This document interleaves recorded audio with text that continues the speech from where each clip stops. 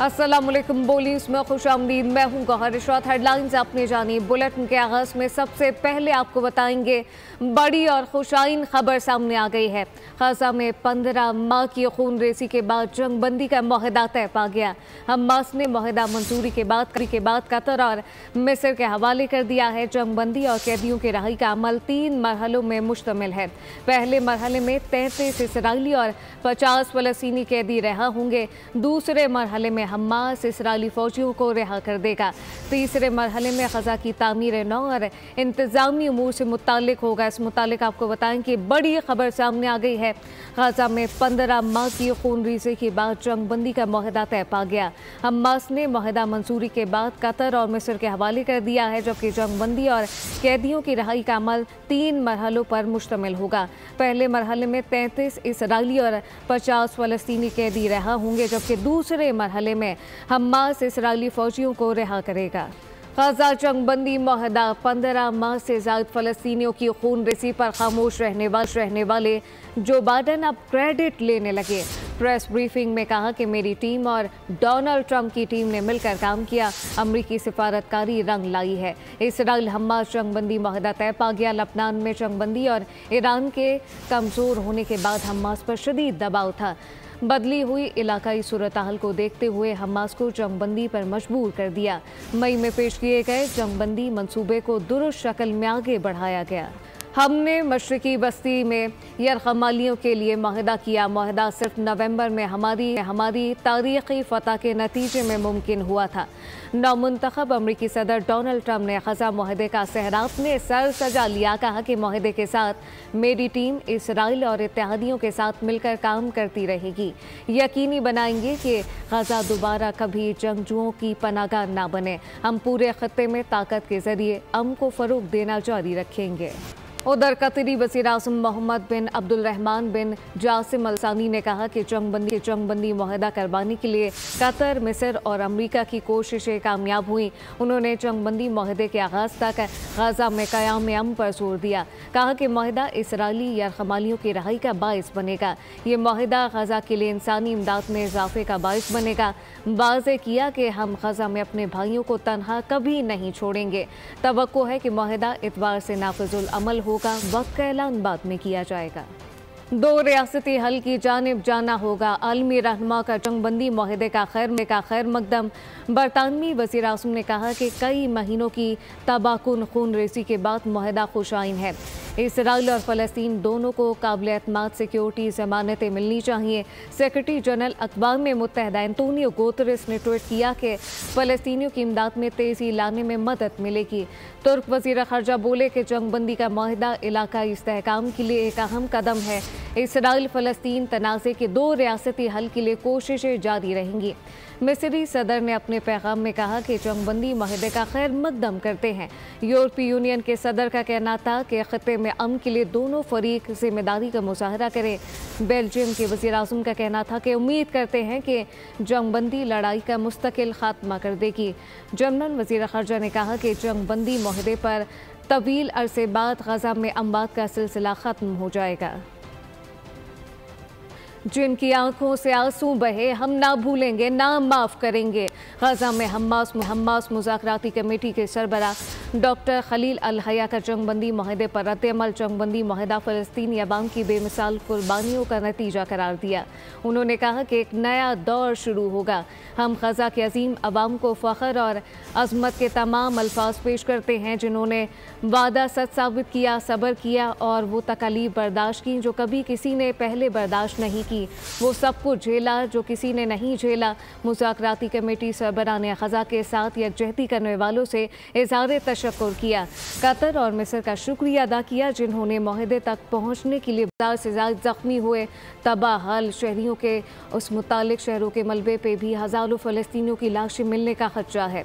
7 साल से दुनिया खामोश रही। लफ्ज़ी सिफारतकारी से काम चलता रहा।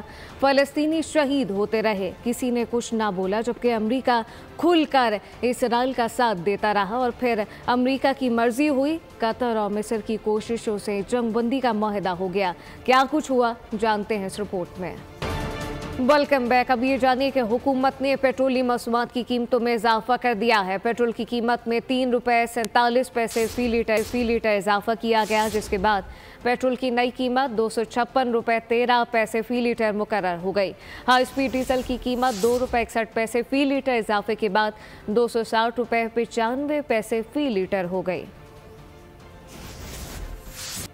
डेडलॉक बरकरार रहेगा या फिर मामला डायलॉग के जरिए आगे बढ़ेंगे? हुकूमत और तहरीक इंसाफ की मुज़ाकराती टीमें आज फिर से एक मेज़ पर बैठेंगी। मुज़ाकरात से मुतालिक वज़ीर आज़म ने भी स्पीकर कौमी असम्बली अयाज सादिक के साथ नशिस्त कर ली। इरफान सिद्दीकी ने एक बार फिर वाज़ेह कर दिया कि तहरीरी तौर पर मुतालबात आएंगे तो संजीदा बात होगी। मुज़ाकरात अपनी जगह, सज़ा और जज़ा अलग मामला है। मौसम की सूरत हाल का जिक्र करें, आपको बताएं कि पंजाब और सिंध के मैदानी इलाकों में धुंध के डेरे हैं। मोटरवे को मुख्तलिफ मकामात पर बंद कर दिया गया। मोटरवे M2 लाहौर से हिरन मीनार तक धुंध की वजह से बंद कर दी गई। लाहौर से अलकोट मोटरवे M11 M5 रहीम यार खान से रोहड़ी तक बंद कर दी गई।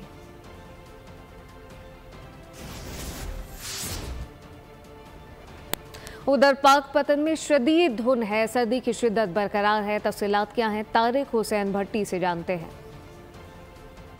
जी बिल्कुल, पाकपतन शहर और मुज़ाफ़ाती इलाकों को शदीद धुंध ने अपनी लपेट में ले रखा है। धुंध का राज जो है वो बरकरार है, हद निगाह इंतहाई कम होकर रह गई। इसके साथ साथ सर्दी की शिद्दत में भी इजाफा हो गया है। ट्रैफिक की रवानगी जो है वो मुतासर हो रही है, ट्रैफिक की रवानगी मुअत्तल है। इसके साथ साथ जो कारोबारी ज़िंदगी है उस पर भी बुरे असरात मुरतब हो रहे हैं। कारोबारी ज़िंदगी मफलूज होती दिखाई दे रही है। महकमा ट्रैफिक पुलिस की जानिब से शहरियों को गैर ज़रूरी सफ़र करने से इतनाब करने की हिदायत की जा रही है और जो शहरी सफ़र कर रहे हैं उनको फोग लाइट का इस्तेमाल करने की हिदायत की जा रही है। पाकपतन शहर इस वक्त धुंध के बायस मुकम्मल जो है वो। बहुत शुक्रिया। कसूर भी शदीद धुंध की लपेट में है, गाड़ियों की रवानी भी मुतासर हो गई। तफसीलात क्या हैं, आसिफ जावेद से जानते हैं। बिल्कुल, अगर कसूर के मौसम की बात की जाए तो कसूर के अंदर भी शदीद धुंध का राज बरकरार है। शदीद धुंध ने हर चीज़ को धुंधला के रख दिया है। धुंध की वजह से ट्रैफिक की रवानी भी काफ़ी हद तक मुतासर हो रही है। महकमा ट्रैफिक वालों का ये कहना है कि ऐसे मौसम में सफ़र कम से कम किया जाए और गाड़ियों के दरमियान जो फासला है ज़्यादा से ज़्यादा रखा जाए और फोग लाइट का इस्तेमाल किया जाए। अगर सफ़र ज़रूरी हो तो सफ़र किया जाए, क्योंकि ऐसे मौसम में सफ़र करने से जानी नुकसान होने के खदशात बहुत धुंध की वजह से काफ़ी हद तक मुतासर हो रहे हैं। जहाँ पर इंसान मुतासर हो रहे हैं धुंध की वजह से, वहाँ पर जानवर भी मुतासर हो रहे हैं। जी आसिफ, बहुत शुक्रिया। भारतीय आर्मी चीफ का बयान मुर्दे घोड़े में जान डालने की नाकाम मशक है, जबकि पाकिस्तान को दहशतगर्दी का मरकज करार देना हकाइक के मनाफी है। ISPR ने भारतीय आर्मी को मुंह तोड़ जवाब देकर भारतीय बयानिए को मुस्तरद कर दिया है। भारतीय प्रोपेगेंडे को कश्मीर में जारी मजालिम से तवज्जो हटाने की कोशिश करार दिया गया। भूपेंद्र द्विवेदी का बयान भारत का पिटा हुआ मौकिफ है, कोशिश मुर्दा घोड़े में जान डालने की नाकाम मशक है। भारतीय आर्मी चीफ की हर्जा सराई पर पाक फौज का सख्त मुंह तोड़ रद्द अमल। अस्करी तर्जुमान के मुताबिक पाकिस्तान को दहशतगर्दी का मरकज करार देना भारतीय आर्मी चीफ का भोंडा इल्जाम है। पाकिस्तान भारत के बेबुनियाद इल्जामात को सख्ती से मुस्तरद करता है। भारतीय आर्मी चीफ के बयानात सियासी मकासद के तहत हैं। भारतीय फौजी अफसर पाकिस्तान में दहशतगर्दी करते हुए रंगे हाथों गिरफ्तार हुआ। तर्जुमान पाक फौज ने कहा कि मकबूजा कश्मीर में भारतीय फौज के इकदामात इंसानी हुकूक की खुली खिलाफ वर्जी हैं, जो कश्मीरी अवाम के हक खुदरादियत को दबाने की नाकाम कोशिश है। भारत में अक़लियतों पर जुल्म और नफरत अंगेज बयानिए आलमी बिरादरी समेत सब पर आया हैं। भारत में मुसलमानों के खिलाफ नस्लकुशी के मंसूबे आलमी बिरादरी के सामने बेनकाब हो चुके हैं। वज़ीर आज़म ने बिजली से चलने वाली गाड़ियों को फरोग देने के लिए चार्जिंग स्टेशन के लिए बिजली की फी यूनिट कीमत में 45 पैसे कमी का ऐलान कर दिया है। शहबाज शरीफ ने कहा कि माहौलियाती बेहतरी के लिए इलेक्ट्रिक गाड़ियों के इस्तेमाल की हौसला अफजाई करना ज़रूरी है। 190 मिलियन पाउंड का जवाब दो और घर जाओ, दूसरों को चोर चोर का राग अलापने वाले कोई सबूत ना दे सके, छुप गए, उठकर अदालत नहीं जाते, कहते हैं कि फैसला मेरे खिलाफ आएगा। मरियम नवाज का सियालकोट में खिताब कहा कि काबीना से बंद लिफाफे में मंजूरी के बाद किसी के ज़ाती अकाउंट में पैसे क्या गए, बदले में ज़मीन और हीरे की अंगूठियां ली गई। बानी PTI को खबन और घपले का जवाब देना पड़ेगा। कहा ना चोर है। आजकल आप सुन रहे होंगे 190 मिलियन पाउंड्स वाली केस की वो चल रही है और फैसला आने वाला है। और कल मैं बड़ी हैरान हुई सुन के जब कहा कि जी वो सीरत नबी पे बनी हुई एक यूनिवर्सिटी थी उसको बंद करना चाहते हैं। कि गबन क्या किया है, घपला क्या किया है, उसका जवाब दो। जीएसटी, मजीद जीएसटी, इजाफी जीएसटी, ये किन बलाओं के नाम है? शहर कायद के लोग ना समझ सके। कराची में इलेक्ट्रिक की इजारादारी सार्फिन से इजाफी वसूलियाँ की गई और इन्हें लोड शेडिंग में झोंक दिया गया। सार्फिन से 8 मुख्तलिफ किस्म के टैक्सेस की वसूलियों का इंकशाफ हो गया है। टैक्स कीमत में अरबों रुपए सार्फिन से लिए गए। तफसीलात कौमी असम्बली में पेश कर दी गई। अली शेर की रिपोर्ट देखिए। सेनेट इजलास में सेनेटर मोहम्मद असलम अबड़ू ने कहा कि दुनिया चांद पर चली गई, हमारा इंटरनेट का मसला हल नहीं होता, मैसेज तक नहीं भेज सकते। वज़ीर मुमलिकत IT शेज़ा फातिमा ने जवाब दिया कि इंटरनेट के ज़्यादा इशू मोबाइल ब्रॉडबैंड पर हैं, फिक्स लाइन पर नहीं। पाकिस्तान को दुनिया की सबसे बड़ी केबल के साथ मुंसलिक किया जा रहा है, इंटरनेट की स्पीड बेहतर होगी।